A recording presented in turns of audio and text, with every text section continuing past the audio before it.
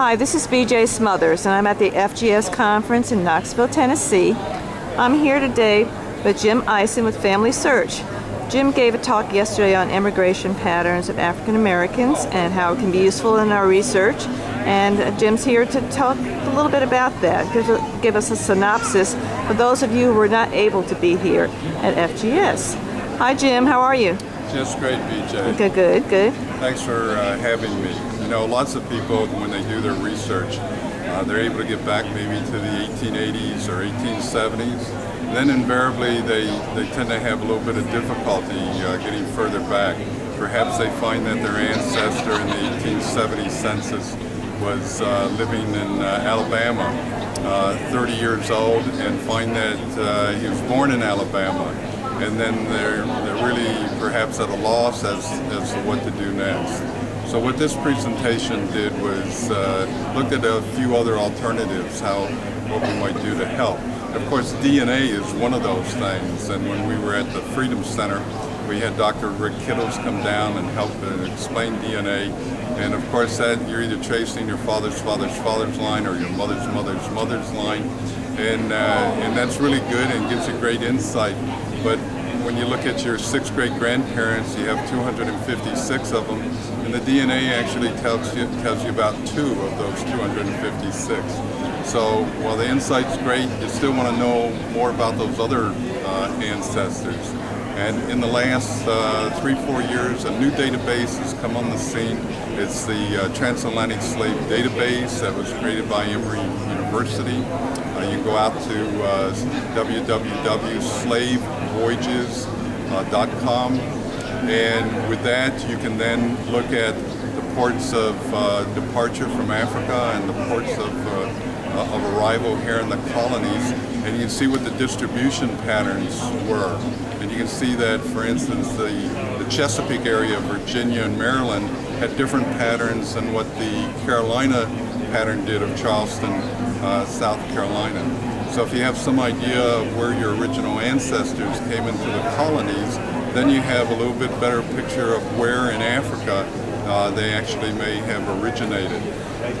So that's a really powerful database, and the presentation had a number of tables to help people see what those percentages and where the distributions might be. But again, for a lot of people, they're not sure whether their ancestors were from the Chesapeake area or whether they were from the Carolina area. And so what we need to realize is not only was there a Middle Passage, but then there was the eternal slave trade of the 1810 to 1850 or 60 time period, where again 1 million enslaved people were moved from those seaboard colonies to the deep south. And so the presentation dealt a little bit with what those patterns were. And of course, Virginia represented the homeland of half of those people, over 500,000 people who were moved south to Alabama and Mississippi and Louisiana, Arkansas, and such. And perhaps the estimates are that only 40% of those people came with the slave holder, and another 60% were actually moved by slave agents and being resold and such, with their families being broken up.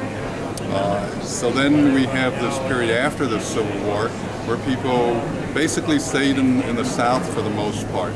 But by the early part of the 20th century, you had the first great migration there in the World War I time frame, when 1.5 million people from the South went to northern cities like Chicago and Cleveland and Detroit. And then when World War II came, that even increased even further. So then you have this huge migration north, so that when people today are doing their research, they invariably come back to the deep south. The presentation kind of ended up with a new methodology to explore where your ancestor might have come from, when all you know is that they're there in 1870 or 1880 and they were born, or their parents were born in Alabama. And what we do is suggest a no-name search, where you go into like Ancestry.com. You don't use any name, but you use use black and male and born in 1780, 1790. And with that, you can see when these original people were still alive, where they came from. And so we showed a number of instances where you could then track back and say, well, the people who are living in this county really came from Virginia.